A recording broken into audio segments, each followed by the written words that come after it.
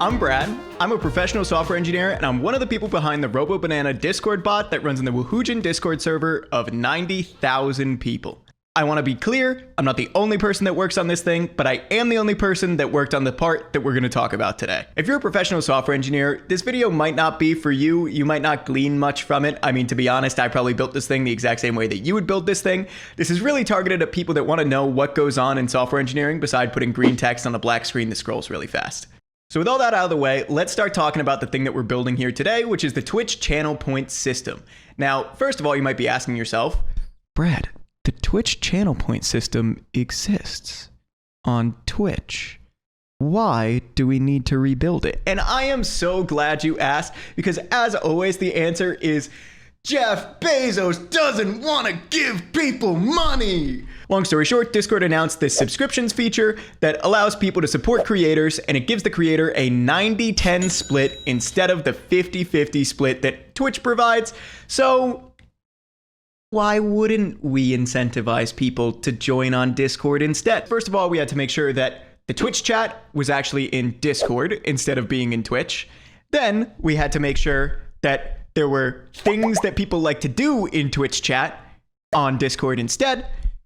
And then finally, collect that sweet cash, baby. So as is true with most things in life, the incentive for this is really just ethics. And so as a result, we want to make sure that we can tell people to join the Discord and they have a comparable user experience to what they would have if they were chatting through Twitch. So now that we've talked a little bit about why we want to rebuild this feature, let's talk about the general methodology of how we're going to rebuild this feature. It's important to remember that I was the only person working on this section of the bot, and to be honest, I kind of still am.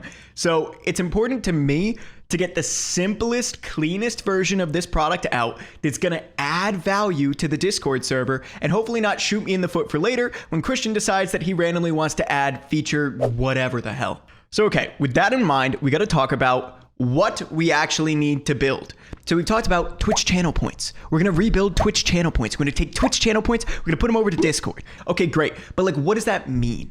Okay, all of you probably have some general understanding of what Twitch channel points are, but you sort of have that understanding shaped by how much you've experienced both halves of the Twitch experience.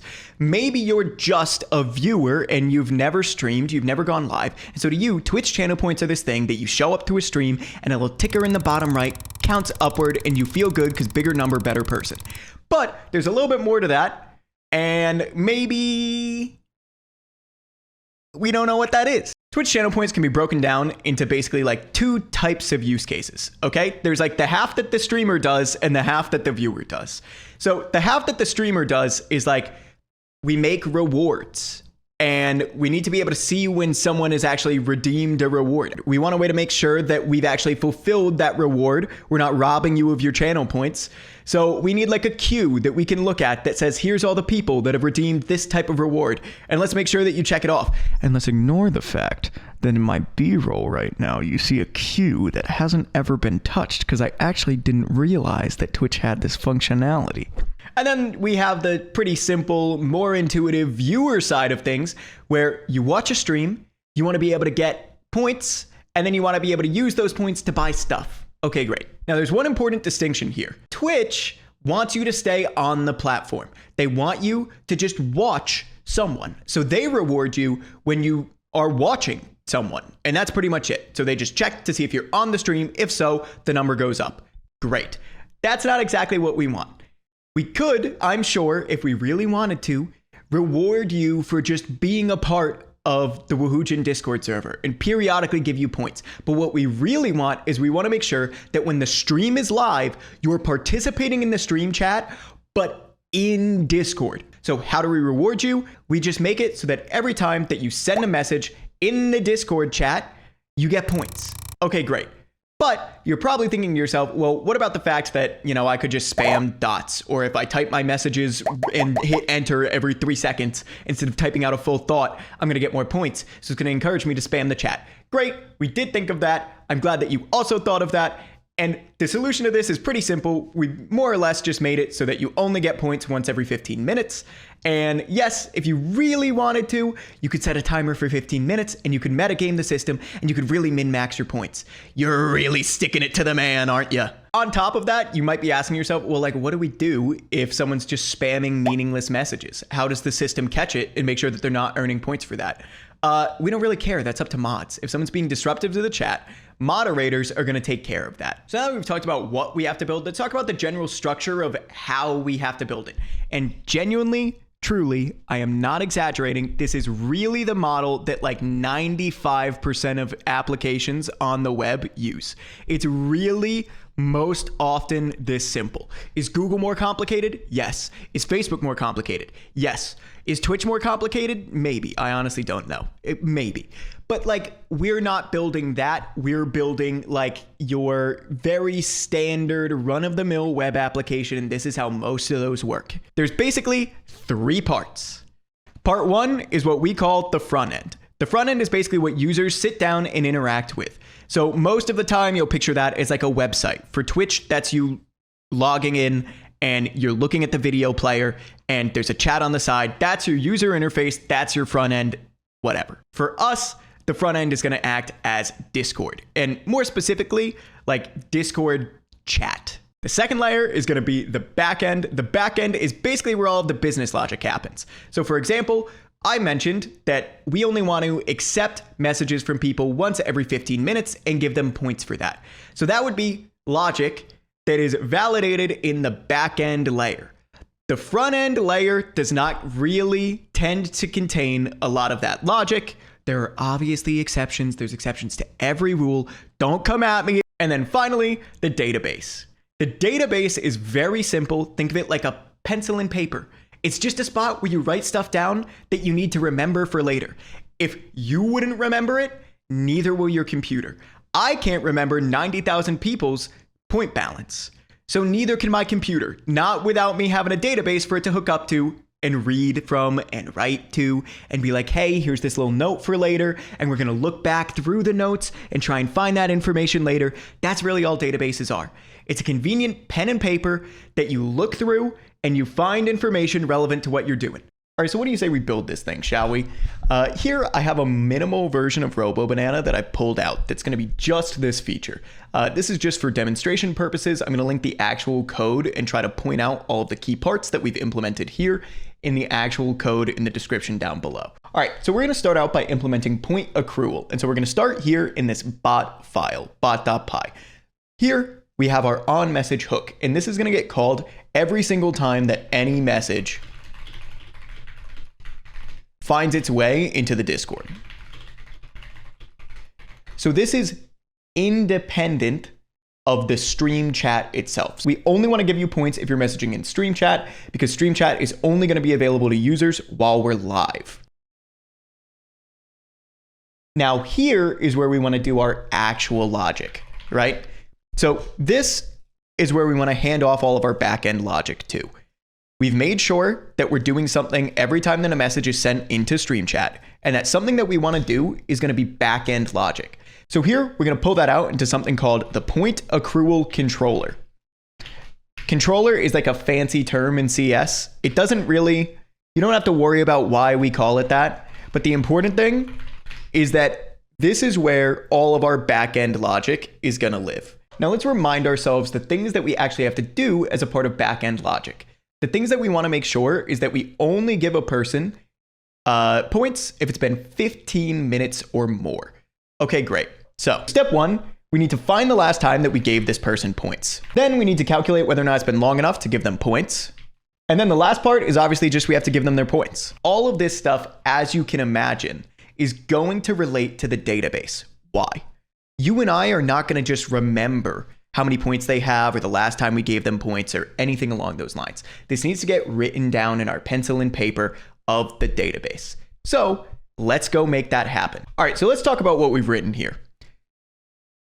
We're going to grab this last accrued date, and as you can see by the convenient type hinting, this is either a date time or none. It's either going to return the timestamp or nothing.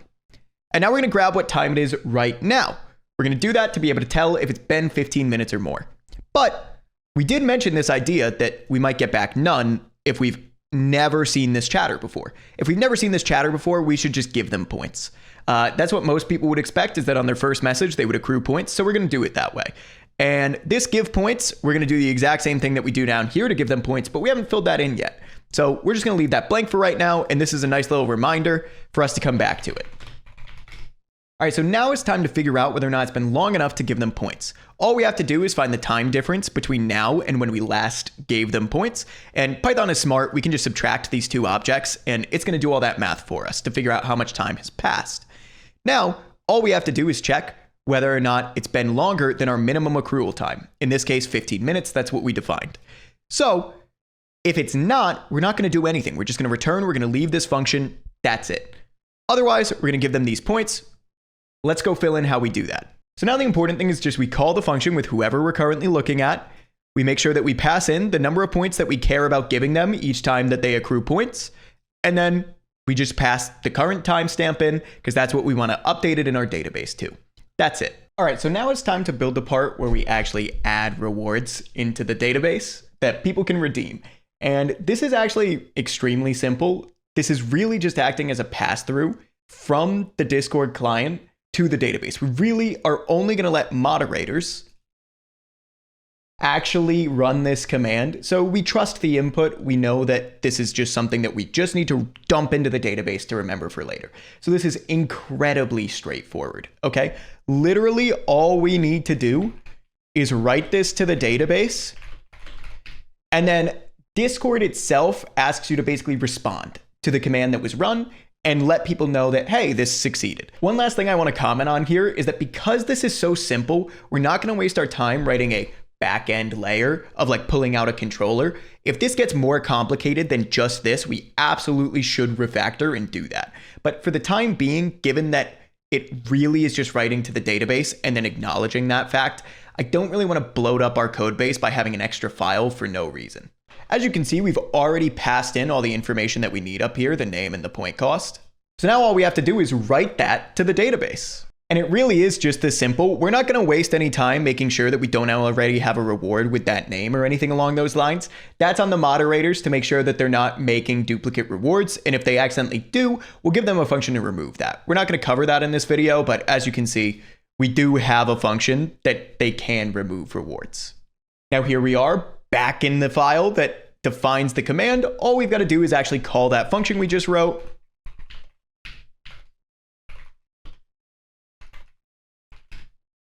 Bingo, bango, bongo, we are done. All right, so finally the moment that we've all been waiting for, it is time to actually be able to redeem a reward. And I want to be clear, for the purposes of this video, I'm just going to walk you through a simplified version of what we actually have.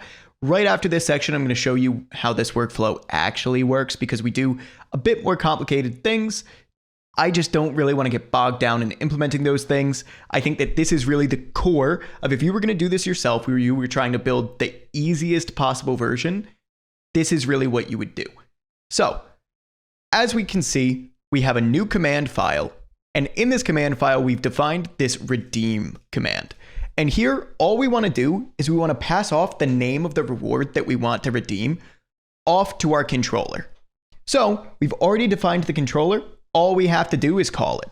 We're going to take in the name of the reward to be redeemed and the interaction. And this is because we're going to have to pull information about the user who actually performed this command to be able to do our backend logic. So what are the things that we need to do to redeem a reward? We've talked about this in the past, but let's reiterate it here.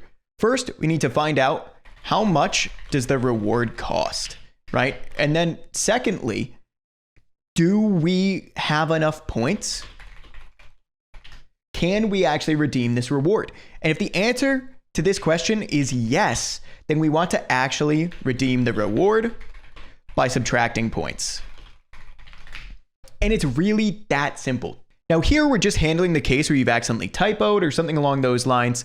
And we're just going to tell the user like, hey, we couldn't find this reward that you've given us. Now we said that we need to make sure that we actually have enough points. So what do we do to actually do that? Well, first we need to check the point balance of the user. So, okay, we have their point balance and we know the cost. All we've got to do is a simple comparison. Okay, so here we just give them a helpful message that tells them that they don't actually have enough points to redeem this reward that they're trying to redeem, and we remind them of their point balance and the cost of that reward. We're just gonna make sure that we send that just to them. Can't be poor shaming these people out here. Now, okay, let's assume that you can afford the reward. We already know all we've got to do is we've got to withdraw points from you. That's pretty much it. So here we're just going to subtract the point cost from your user. Now, the last thing that we have to do is just send a little message into the stream chat to let everyone know that you've actually redeemed a reward. Now that we've got all of the functionality down, you know what time it is. We have got to test. One typo later. We are ready to actually redeem our first test reward. And here we go. We can see that this is our happy path. This is what happens when we have enough points and we've actually provided a reward name that makes sense. We actually do redeem the reward. It lets everyone know. Now, one last important thing about this that we need to test is we need to make sure that it actually removes points from us. So as you can see here, I've given myself a lot of channel points. It just makes life a little bit easier for the testing process. So let's redeem a reward and make sure that we actually have fewer. We have fewer points. So as a result, you can see here that we've actually implemented the logic correctly around withdrawing points. All right, so here we are. I've booted up actual RoboBanana and I'll just show you what this workflow really looks like. Whoa, a pop-up that lets you type in the name of the reward. Man, that is crazy. Oh my God, is that another little view that's gonna list out the rewards to us?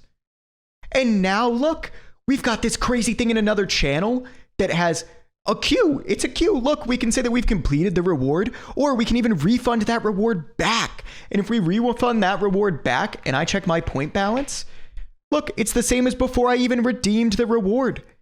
Crazy, crazy. These are just nice usability things that, yeah, they're a little bit more complicated for the context of a walkthrough like this, but they're not so hard that you would never figure them out. And it's important to me that you all know that. So I have linked the minimal implementation of this still outside of RoboBanana in the description down below. It'll be clearly marked. And then this way you can see like just this part, what is required for this part to run. All right, so let's say that you're a professional software engineer, you've gotten this far into the video, and you're asking yourself like, Brett, you've got 90,000 users. Why don't you have X? And X can be a million things. X could be like different databases for different parts of the application, a microservice architecture, a failover plan. Brett, why don't you have metrics? Where's your Grafana dashboard? Look, I'm a guy. I'm just a guy. I'm a team of one. I don't have a team of 5 engineers. If there were Grafana dashboards, I wouldn't be looking at them. Okay? I'm going to be playing Valorant. Honestly, I think that the real lesson that you've got to take away from this, because it's surprising to me, to be honest, and it's, I'm sure, surprising to a lot of software engineers, like 90,000 people, not a lot of people. Actually, not a lot of people. Computers are fast. They're so fast nowadays.